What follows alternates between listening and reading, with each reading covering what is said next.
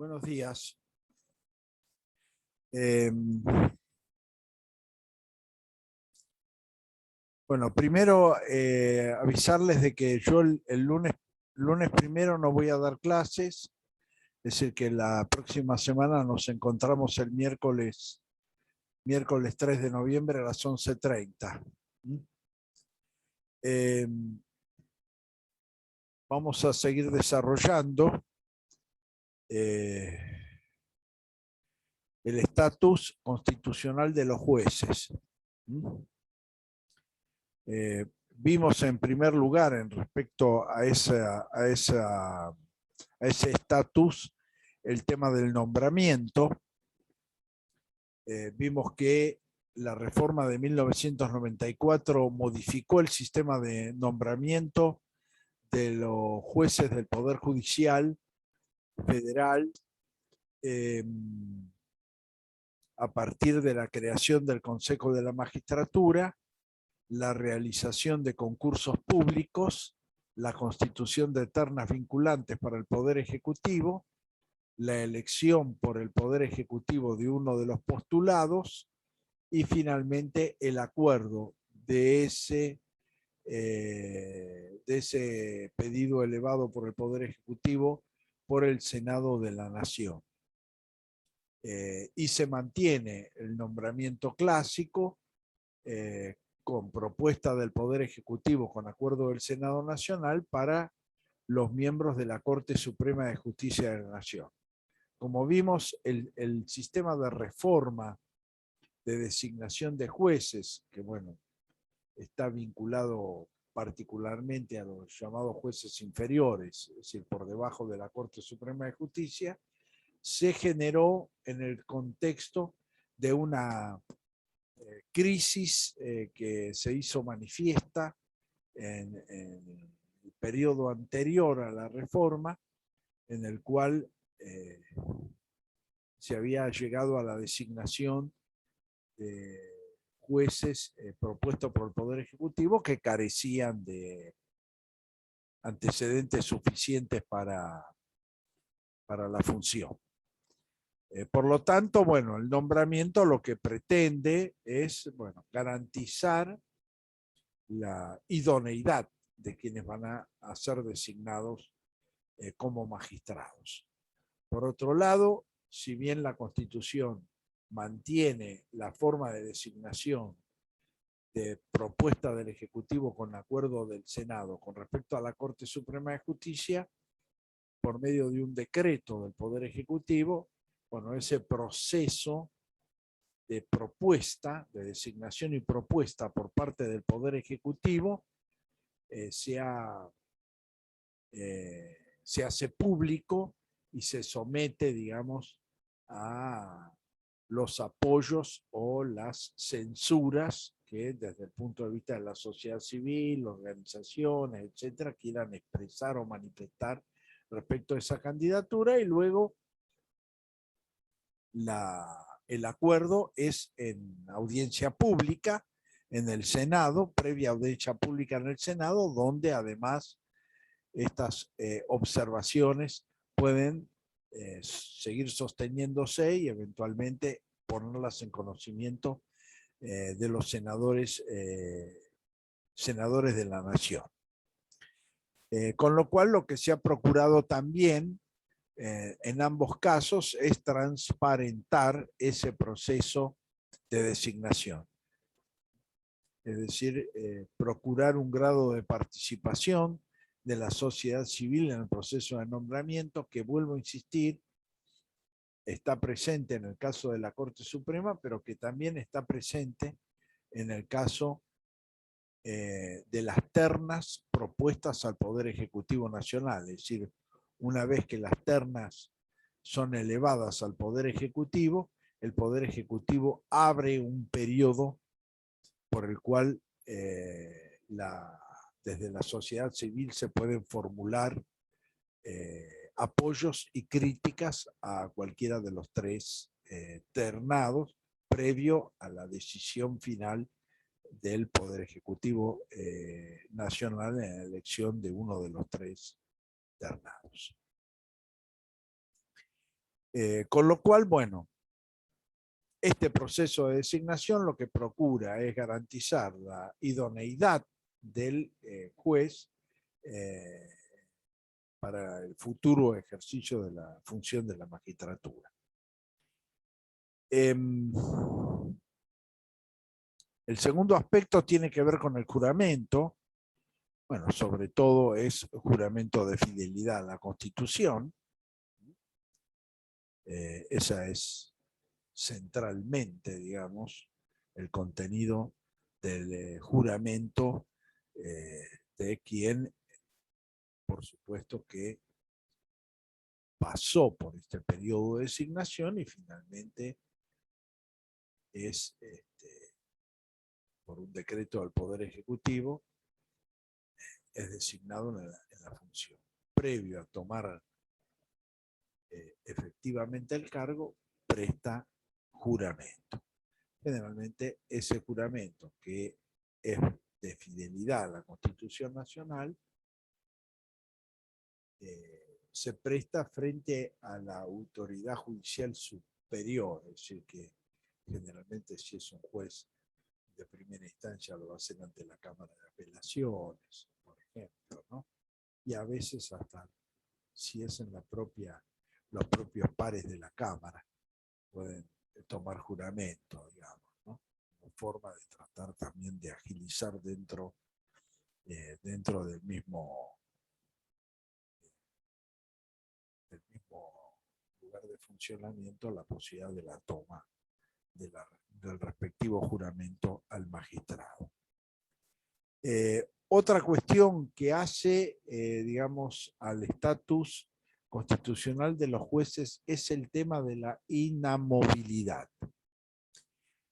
El sistema de inamovilidad tiene dos características, lo que se llama la inamovilidad absoluta, que es la que rige en la Constitución Nacional y que establece que el juez designado constitucionalmente permanece en sus funciones mientras dure su buena conducta.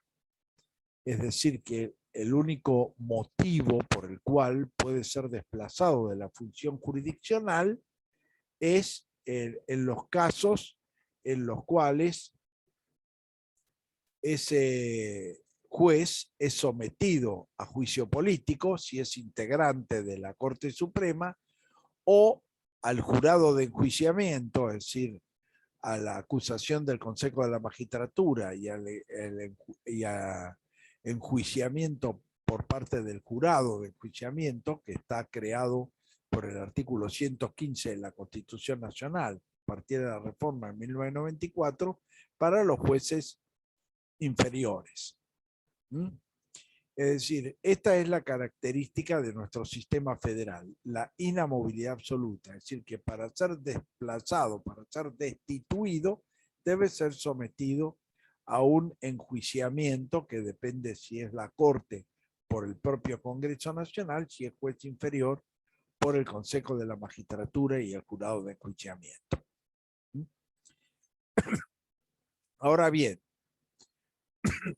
esta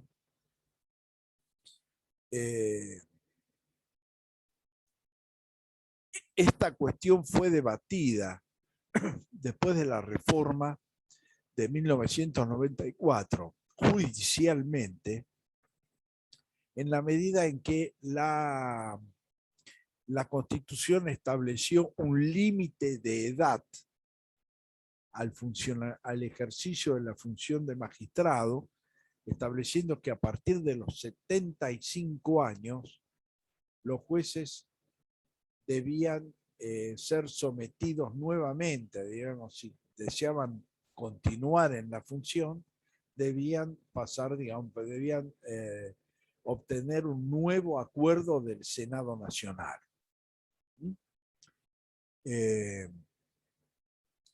Esta situación fue planteada en su inconstitucionalidad por el juez de la Corte Suprema de Justicia, Carlos Fait, que ya al momento de la reforma, en 1994, superaba la edad de 75 años. En esa oportunidad, en el caso Fait, la Corte Suprema de Justicia de la Nación resolvió que resultaba inconstitucional esta reforma en la medida que el sistema de inamovilidad de los jueces no estaba como tema o como artículo habilitado por la declaración de necesidad de reforma.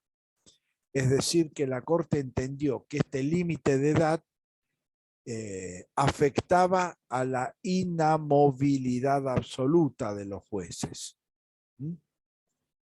Este criterio luego fue modificado por la Corte Suprema de Justicia de la Nación una vez que el doctor Fait renunció al cargo, que fue justamente una vez que dejó el poder Cristina Fernández de Kirchner en el año 2015. Es decir, en ese momento Fait va a renunciar y va a fallecer poco tiempo después.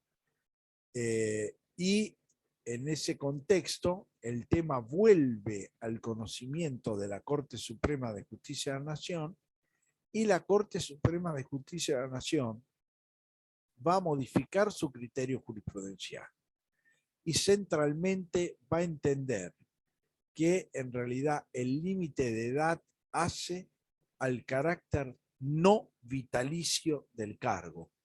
Es decir, que no se trata de un límite a la inamovilidad, sino que se trata de un límite al carácter no vitalicio del cargo. Con lo cual, ese carácter vitalicio no está consagrado en la Constitución y por lo tanto, la fijación de una edad máxima a partir de la cual ese juez debe requerir un nuevo acuerdo del Senado Nacional no sería inconstitucional, porque, vuelvo a insistir, no afectaría la inamovilidad, sino que limitaría o reafirmaría el carácter no vitalicio del cargo. Es decir, que el cargo no es vitalicio porque se puede ejercer hasta los 75 años. Dentro de ese lapso rige la inamovilidad. Mientras ese lapso rige la inamovilidad. Es decir, que son dos conceptos distintos. Mientras en el primero de los casos la Corte entendió que la edad de 75 años era un límite a la inamovilidad absoluta, que no estaba habilitado por la reforma constitucional, la sentencia posterior de la Corte sostuvo que en realidad no hay una afectación de la inamovilidad, sino que es un límite vinculado con el carácter no vitalicio del cargo, que es constitucional en la medida en que la Constitución no afirma el carácter vitalicio de la función jurisdiccional.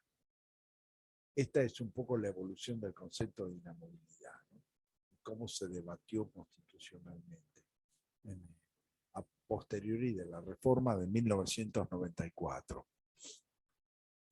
Otro mecanismo es la inamovilidad relativa, es decir, una inamovilidad por tiempo determinado y luego con una renovación posterior. Por ejemplo, el caso de la Constitución de Salta para los integrantes de la Corte, de la Suprema Corte de Salta, establece que la primera designación será por el plazo de 6 años, por ejemplo, y la renovación será con una inamovilidad absoluta. Es decir, que establece, combina la inamovilidad relativa con la inamovilidad absoluta.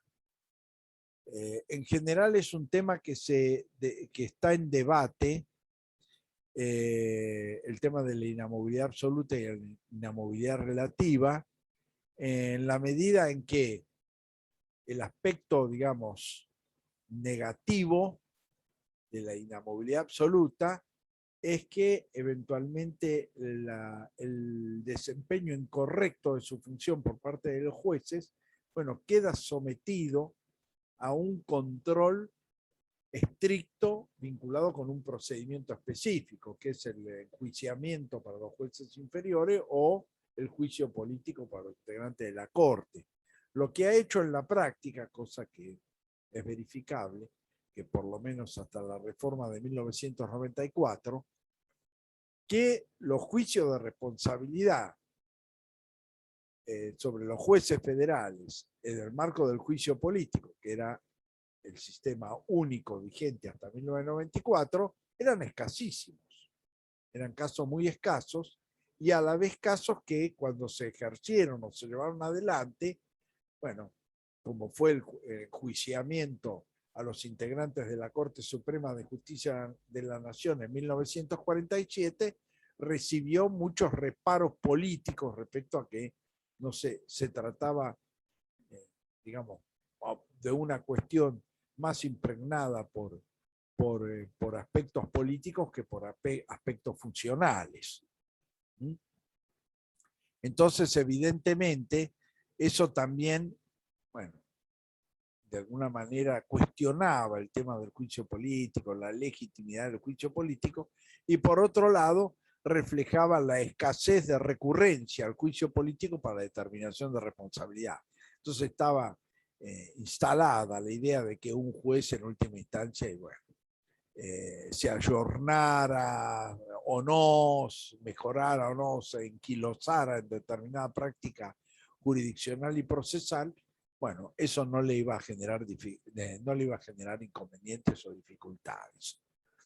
Por el otro lado, el aspecto negativo de la inamovilidad relativa es que un juez quedaría sujeto también a las presiones políticas coyunturales, es decir, evidentemente, bueno, un juez que dure 6 años en su función, y bueno, de acuerdo a su conducta anterior, a cómo se ha comportado con respecto a los poderes públicos y a los poderes políticos, etc., puede generar en definitiva su no renovación o sustitución por otro, con lo cual estaría sujeto a presiones políticas frente a esa situación. Por lo tanto, bueno, en definitiva, digamos, justamente se opta por la inamovilidad absoluta como un mecanismo de garantizar que ese juez pueda llevar adelante una función independiente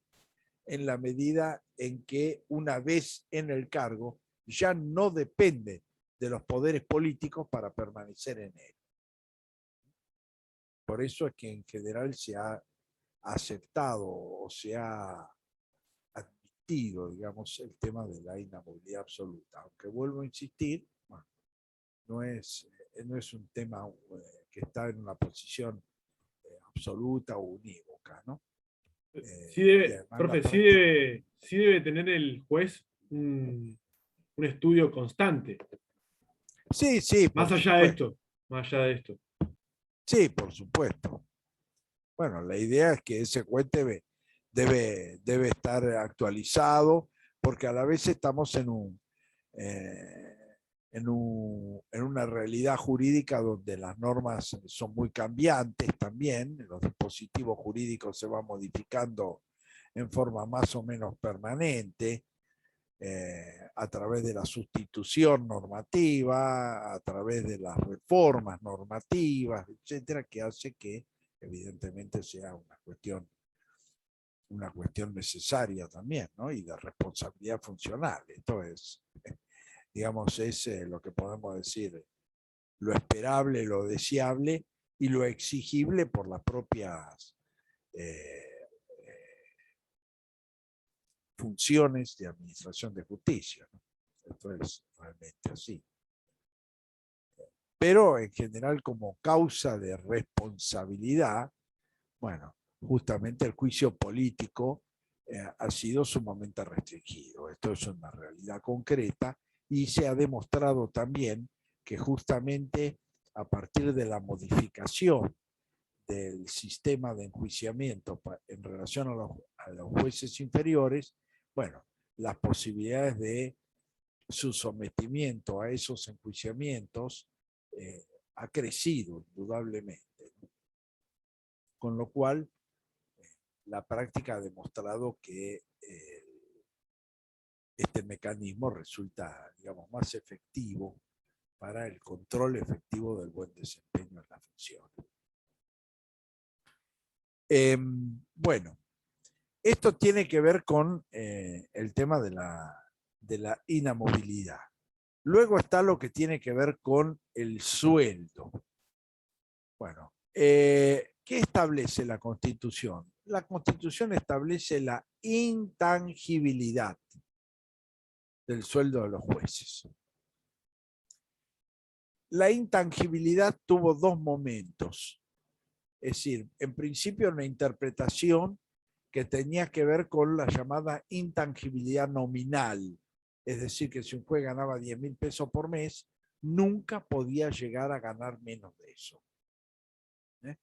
Su sueldo era intangible nominalmente. Posteriormente, sobre todo frente a los crecientes procesos inflacionarios en la Argentina, comenzó a elaborarse, digamos, jurisprudencialmente un segundo enfoque, que era lo que se denomina intangibilidad real. Esa intangibilidad real significa que para que el salario se mantenga intangible, debe recuperar lo que ha perdido como consecuencia de la depreciación monetaria, es decir, como consecuencia de la inflación. Por lo tanto, los incrementos de los salarios de los jueces debía seguir, digamos, este parámetro, es decir, para que fuese intangible, también debía incorporarse el detrimento que ese ingreso había sufrido como consecuencia de la inflación, de la pérdida de poder adquisitivo del ingreso. Y esta es una segunda aproximación a este tema de la intangibilidad del sueldo. En jurisprudencia más reciente, lo que ha dicho la Corte Suprema respecto a este segundo aspecto, la intangibilidad real, es que no basta la acreditación, es decir, que si se recurre a la vía judicial, ¿no?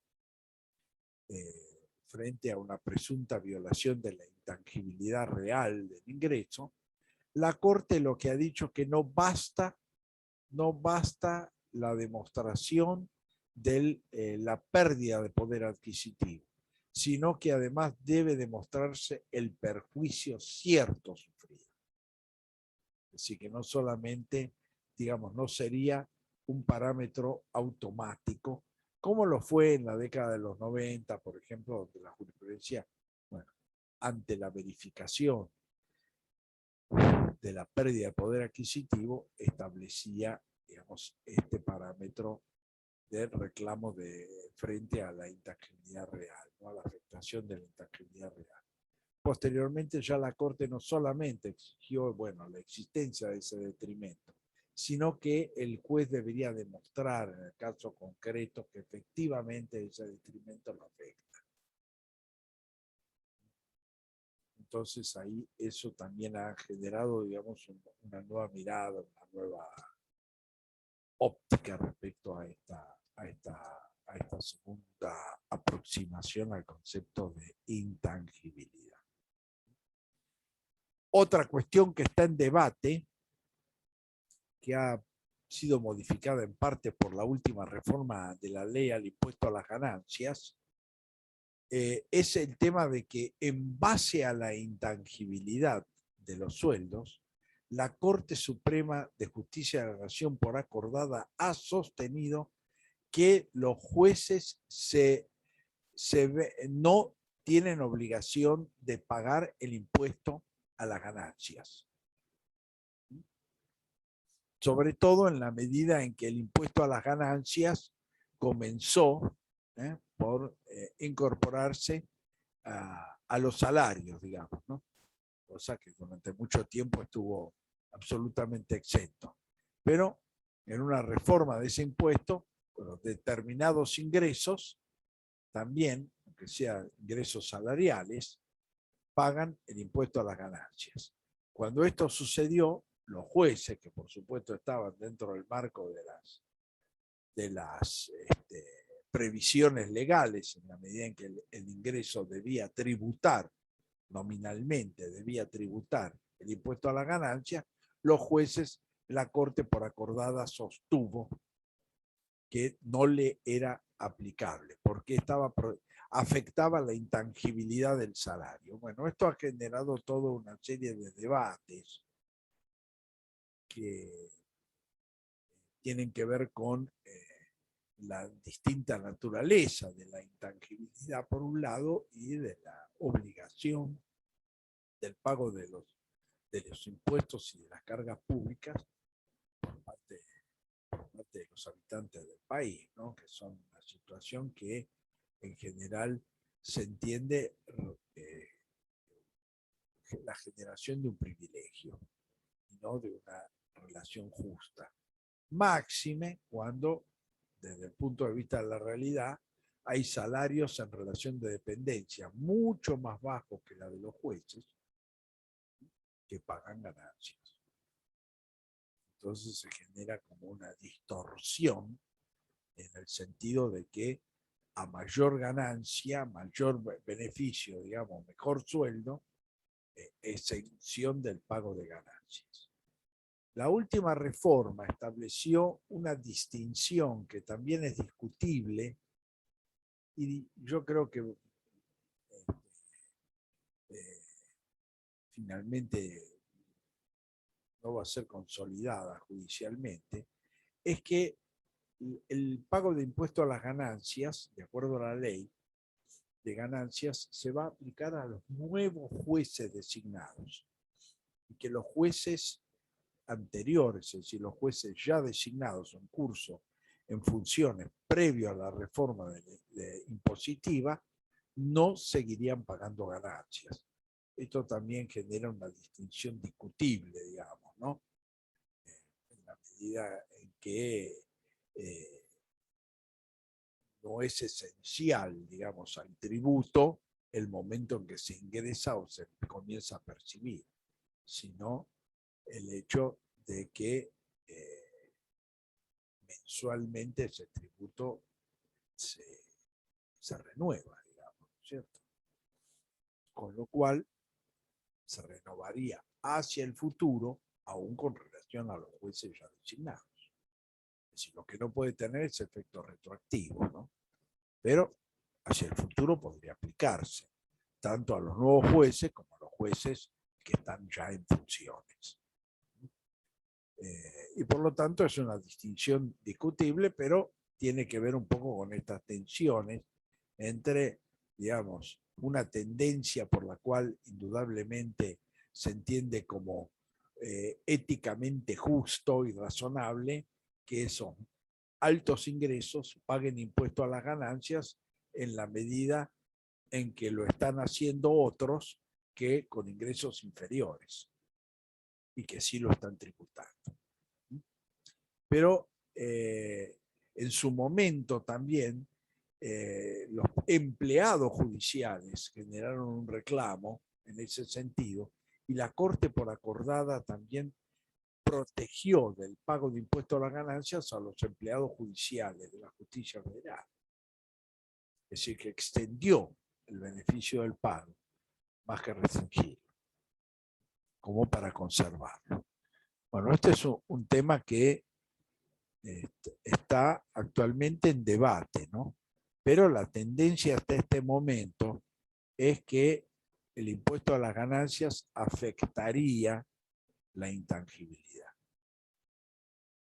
del salario. Es decir, el argumento es ese, ¿no? La intangibilidad del sueldo para el no pago del impuesto a las ganancias. Pero la tendencia en general, vuelvo a insistir, sobre todo en la doctrina, y también desde el punto de vista político, es que aparece como una fuerte contradicción que salarios inferiores a la de los jueces y a veces bastante inferiores a lo que perciben los jueces deban pagar ganancias, aunque sean de los más elevados con respecto a quienes trabajan en relación de dependencia, y los jueces no lo hagan. Es una contradicción que en general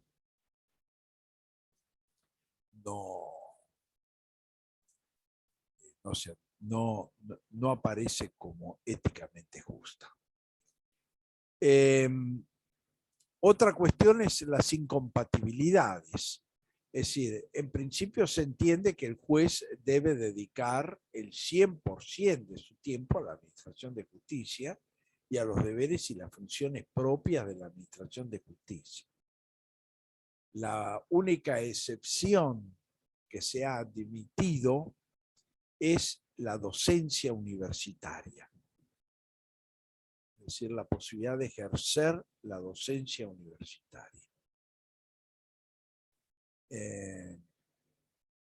Esto, por ejemplo, hace unos años atrás fue objeto de regulación por el Consejo de la Magistratura de la Nación, estableciendo que ese ejercicio de la docencia universitaria quedaba habilitada en la medida en que no resintiera o afectara la administración de justicia.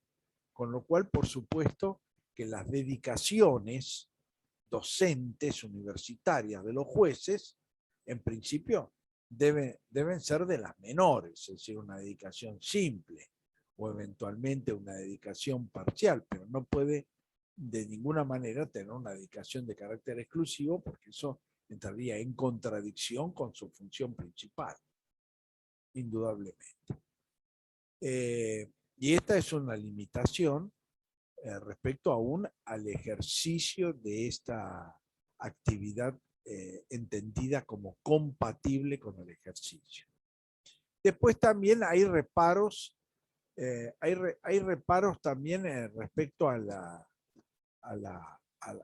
las cuestiones de formación que en definitiva fundamentalmente se pueden dar desde el lugar del Poder Judicial o por fuera del Poder Judicial, ¿no? De manera que muchas veces esa formación tiende, bueno, a consolidar una determinada mirada sobre la administración de justicia, de aquellos que provienen del Poder Judicial y forman parte de ella. Bueno, eso es, digamos, tiene que ver, digamos, con reparos que no están vinculados con la función del juez, propiamente dicha, sino con la forma de transmisión o del conocimiento desde el lugar de función judicial que se está desempeñando. Por otro lado, por supuesto que no existen incompatibilidades vinculadas con la administración de su propio patrimonio, es decir, la celebración de contratos comerciales, civiles, etcétera, digamos, por parte de los jueces que estén estrictamente vinculados, estrechamente vinculados con la administración de sus propios recursos, ¿no? Entonces, eso por supuesto que no resulta incompatible. Pero la incompatibilidad es que no pueden ejercer una tercera función o una segunda función por fuera del Poder Judicial, salvo, le vuelvo a insistir, la docencia universitaria, que tampoco incluye otro tipo de docencia, es decir, terciaria o superior, etcétera, sino exclusivamente la docencia universitaria sería la que se encuentra habilitada. Finalmente está la cuestión de la responsabilidad, es decir, la responsabilidad a nivel constitucional justamente está dada o por el juicio político, en el caso de los jueces de la Corte Suprema de Justicia de la Nación, o a través del jurado de enjuiciamiento o procedimiento de enjuiciamiento que está dispuesto en el artículo 114 y 115 de la Constitución Nacional. Profe, ¿lo puedes repetir? Sí. Juicio político para los integrantes de la Corte Suprema de Justicia de la Nación.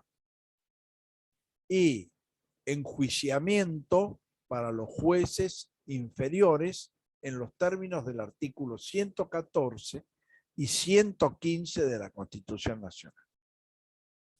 Nosotros ya hemos visto el tema del juicio político, es decir, vimos los distintos funcionarios que pueden ser sometidos al juicio político, entre ellos presidente y vicepresidente de la República, jefe de gabinete de ministros, ministro del Poder Ejecutivo Nacional y miembros de la Corte Suprema de Justicia de la Nación. El procedimiento es exactamente el mismo para la totalidad de esos funcionarios que están sometidos a juicio político. En este caso, como ya hemos visto, la Cámara de Diputados actúa como Cámara acusadora y la Cámara de Senadores actúa como Cámara de Juicio o Cámara de Sentencia.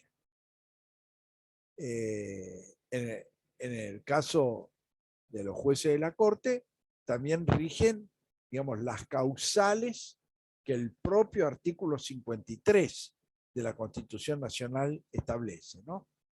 Mal desempeño en el ejercicio de la función, por una parte, comisión de delitos dolosos en el ejercicio de la función o delitos dolosos por fuera del ejercicio funcional. La comisión de delitos dolosos fuera del ejercicio funcional. Esas son las causales del juicio político y que, como vimos, el mal desempeño es en general al que se recurre con mayor asiduidad.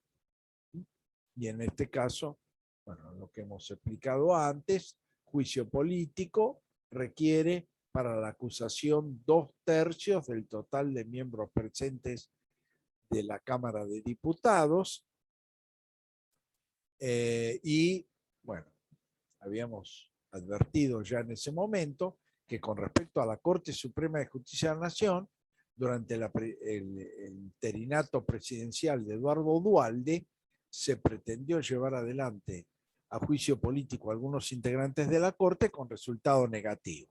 En ningún caso la acusación logró los 2/3 de los presentes. Y por lo tanto, bueno, al no haber acusación, no hay enjuiciamiento. En el caso de que hubiera acusación, como sucedió posteriormente durante la presidencia de Néstor Kirchner, bueno, la acusación es elevada al Senado de la Nación y el Senado de la Nación también debe resolver la destitución, es decir, responsabilidad y destitución del juez sometido a juicio político por los 2/3 del total de miembros presentes de la Cámara de Senadores. Por supuesto que si no se logra esa mayoría en el proceso de juicio, bueno, tampoco se determinará su responsabilidad y su exclusión de la función. Como ya explicamos, el juicio político tiene el rol, sobre todo, de excluir de la función al magistrado como única sanción frente a la determinación de responsabilidad. A partir de esa destitución, bueno, ese juez queda sometido en forma plena a la autoridad jurisdiccional, civil o penal, de acuerdo al caso, de acuerdo a las motivaciones o los presuntos delitos o daños que se hubieran cometido. Como explicamos ya también cuando hablamos del juicio político, la destitución en juicio político no representa condena a nivel civil o penal. Es decir, son dos instancias independientes, son dos instancias autónomas, pero lo que facilita la destitución es que justamente el juez queda sometido plenamente a la autoridad jurisdiccional constitucional. Pero en última instancia no constituye un prejuzgamiento necesario a los fines de determinar la responsabilidad civil o penal consiguiente. Con lo cual ha habido casos en los cuales un juez ha sido destituido y luego o ha sido absuelto en materia penal, por ejemplo, si se entendió que ha cometido un delito. Son dos procedimientos autónomos e independientes. Y el efecto que tiene la destitución, además de la pérdida del cargo, es con relación al sometimiento a la justicia constitucional, que esta es la pérdida de los fueros propios del juez que le garantizan, por ejemplo, la inmunidad de arresto y por ende no puede ser llevado a los estrados judiciales por la fuerza pública en principio. En el segundo de los casos, es decir, cuando estamos hablando de los jueces inferiores, es un sistema de juzgamiento o enjuiciamiento novedoso, incluido en la reforma de 1994 por las razones que ya expliqué con anterioridad. Ese procedimiento establece que la acusación estará a cargo del Consejo de la Magistratura y el juzgamiento estará a cargo de un jurado de enjuiciamiento. Por otra parte, la Constitución establece un plazo máximo de 180 días entre el inicio del trámite judicial, el trámite disciplinario o de responsabilidad, más propiamente dicho, ante el Consejo de la Magistratura, hasta la sentencia del jurado de enjuiciamiento.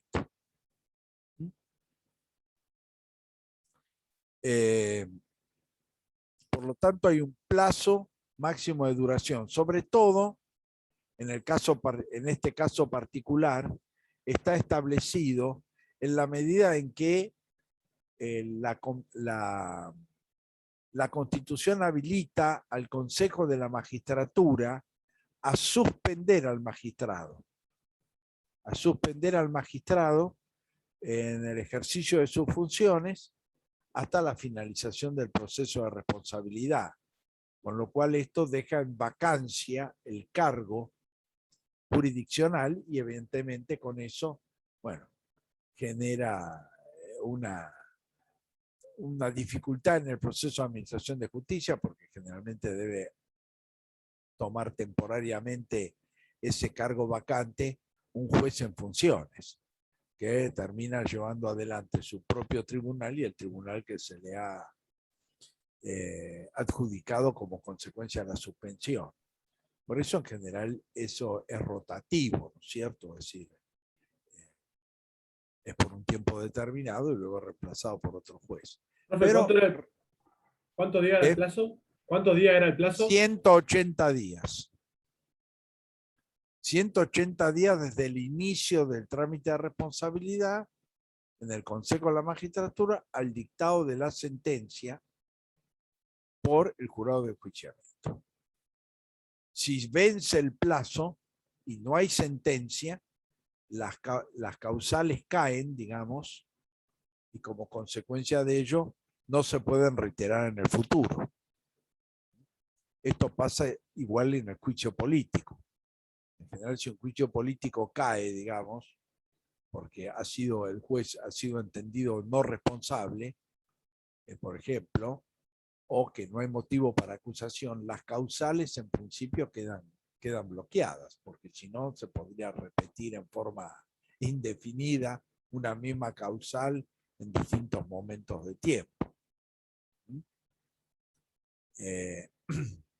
Ahora también la reglamentación del Consejo de la Magistratura, bueno, por un lado, ha establecido el Consejo el plazo de caducidad de las denuncias, porque una de las cuestiones básicas en este proceso, por ejemplo, es cuál es la duración de las denuncias para que eventualmente se habiliten un trámite de responsabilidad.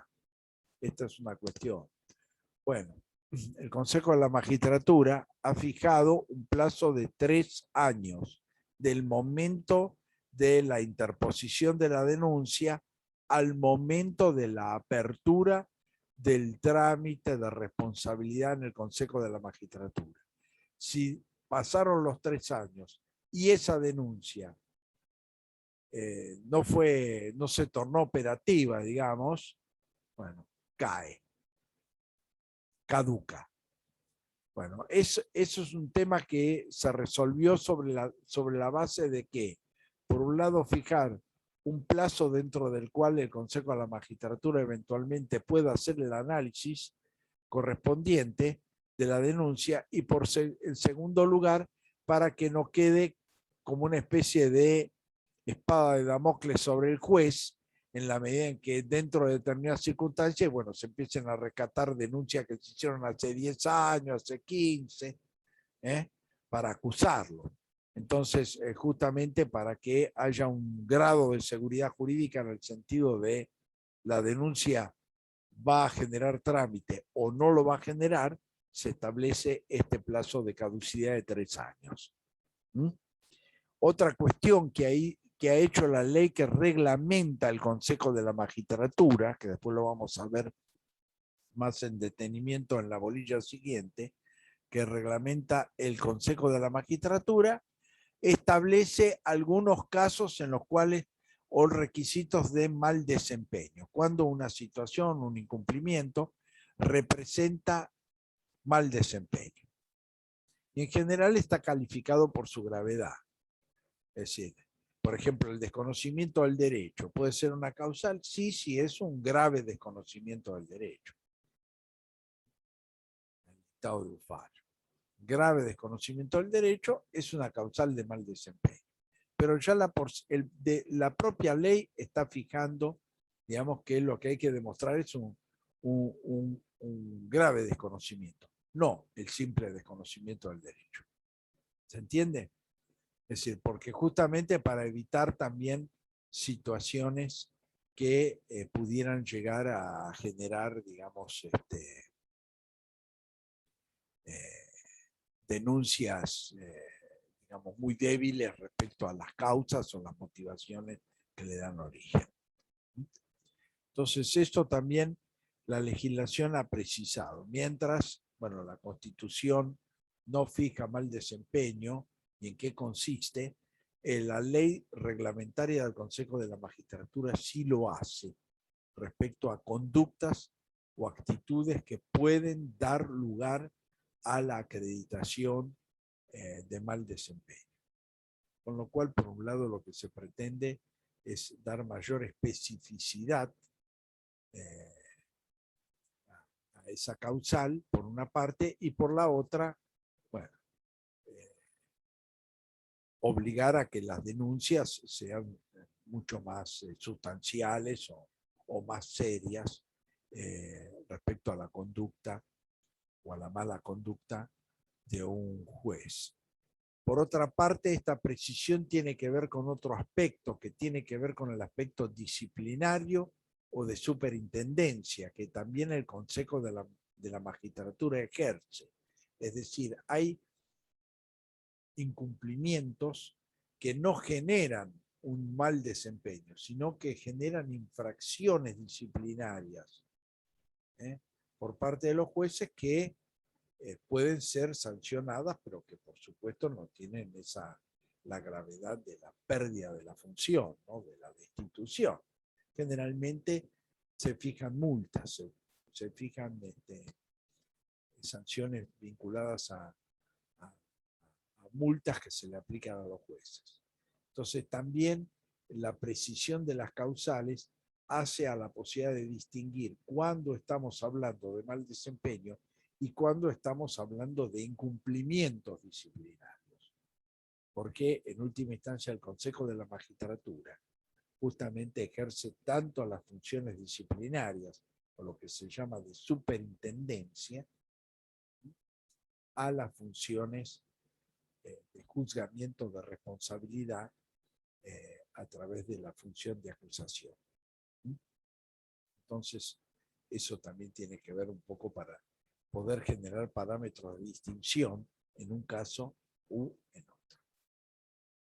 Entonces, bueno, eso tiene que ver un poco con el tema el tema de la responsabilidad. Finalmente, decir que en el caso tanto del juicio político, en primer lugar, como de la sentencia del jurado de enjuiciamiento, en principio, la Corte Suprema de Justicia de la Nación ha admitido la revisión de lo resuelto en un juicio político o la sentencia de un jurado de enjuiciamiento en la medida en que se acredite la vulneración de los principios del debido proceso judicial y de la defensa en juicio. Es decir, que esto serían las causales que podrían motivar una revisión de lo resuelto. Pero la Corte ha sostenido que no puede entrar al análisis de si los hechos probados tienen la suficiente gravedad para generar la sentencia de responsabilidad. Es decir, que no se puede entrar al examen de los hechos ni de su acreditación, ni eventualmente sobre su forma, por la forma en que fueron merituados esos hechos o esos antecedentes. Pero sí lo que se puede analizar es si en el marco de ese procedimiento de juicio político o ante el Consejo de la Magistratura y el Jurado de Enjuiciamiento hubiera vulneración de las garantías procesales, es decir, del derecho a la defensa, de la posibilidad de ofrecer prueba, de controlar prueba, en el transcurso del proceso de juicio de responsabilidad.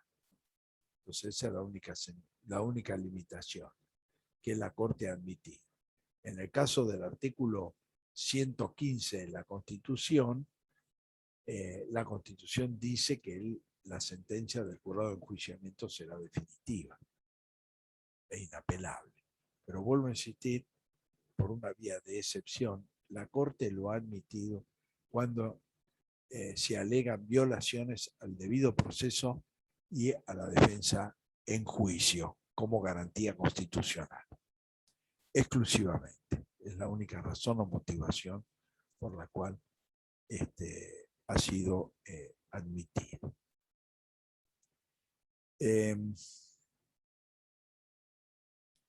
Bueno, acá habla de la cuestión de retiro por edad. El retiro por edad, vuelvo a insistir, es esta cuestión de los 75 años, que actualmente la Corte Suprema de Justicia de la Nación ha constitucionalizado en la medida en que ha sostenido que está referido al carácter no vitalicio del cargo. Y por lo tanto, al no establecer el carácter vitalicio en la Constitución, entonces no hay vulneración constitucional con ese límite, el llamado límite de edad en el ejercicio de las funciones. Bueno, acá se habla del sistema de designación y remoción de los jueces, que es un poco la cuestión que hemos estado analizando, es decir, la designación de los jueces de la Corte es propuesta del Poder Ejecutivo con acuerdo del Senado. Por una parte, la propuesta del Poder Ejecutivo está previamente sometido a un testeo social respecto a apoyos y censuras. Después de abierto ese periodo, el presidente puede ratificar la propuesta o rectificarla y modificarla por otra, y eventualmente, bueno, si la modifica, vuelve este mismo procedimiento respecto al nuevo propuesto para el cargo. Si ratifica la propuesta, la eleva al Senado.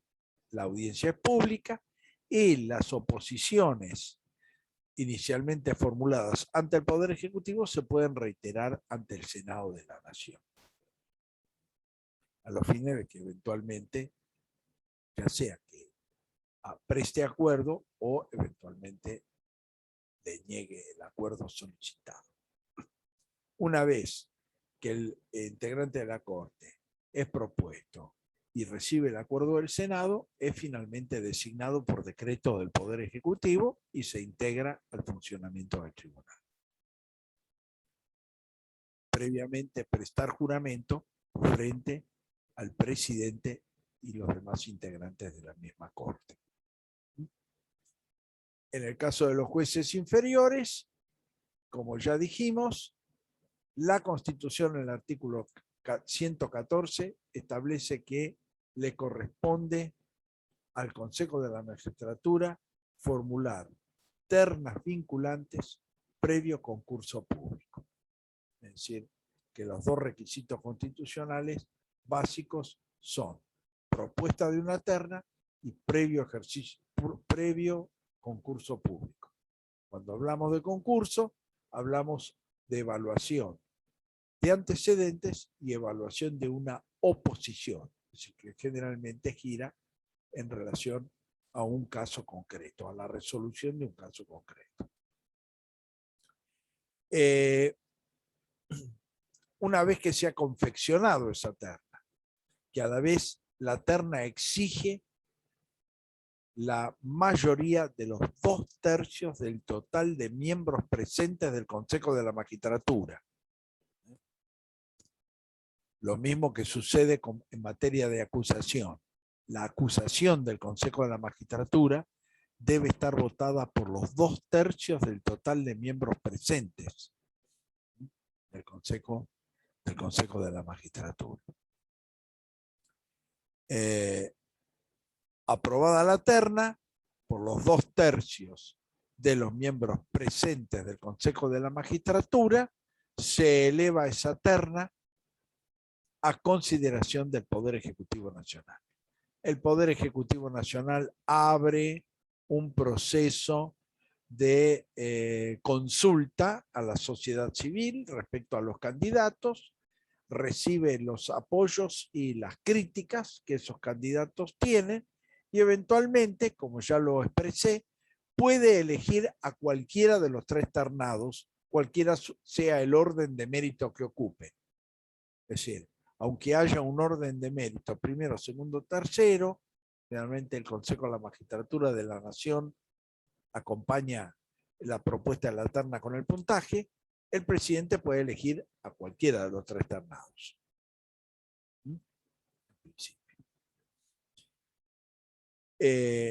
Una vez que ha procedido a esa elección, eleva la propuesta al Senado de la Nación y también el Senado de la Nación puede recibir los apoyos y las observaciones de la sociedad civil en relación a ese candidato propuesto, debe celebrar una audiencia pública en la cual puede formular interrogaciones y consultas al propuesto y finalmente resolver por mayoría el acuerdo. En el caso del miembro de la Corte, también el acuerdo requiere los 2/3 del total de miembros presentes del Senado Nacional. Tiene una mayoría agravada. En el caso de jueces inferiores es por mayoría absoluta de los presentes, la aprobación del acuerdo. Una vez que ese acuerdo ha sido brindado por el Senado Nacional, se remite nuevamente al Poder Ejecutivo y el Poder Ejecutivo procede entonces a su designación por medio de un decreto. Y previo a ocupar efectivamente el cargo, presta juramento. Digamos que estos son los sistemas de designación que actualmente rigen. Y con respecto a la remoción, bueno, ya lo vimos al hablar de responsabilidad, juicio político para los miembros de la Corte, acusación por el Consejo de la Magistratura de la Nación y enjuiciamiento por por el juicio, por el jurado de enjuiciamiento, en el caso de los jueces inferiores. Bueno, vamos a dejar acá. Nos vamos a ver entonces el próximo miércoles 3 de noviembre a las 11:30, donde vamos a comenzar a desarrollar un poco el tema de las características de la jurisdicción federal y de la jurisdicción ordinaria, y vamos a desarrollar la competencia originaria y apelada de la Corte Suprema de Justicia de la Nación en los términos del artículo 116 y 117.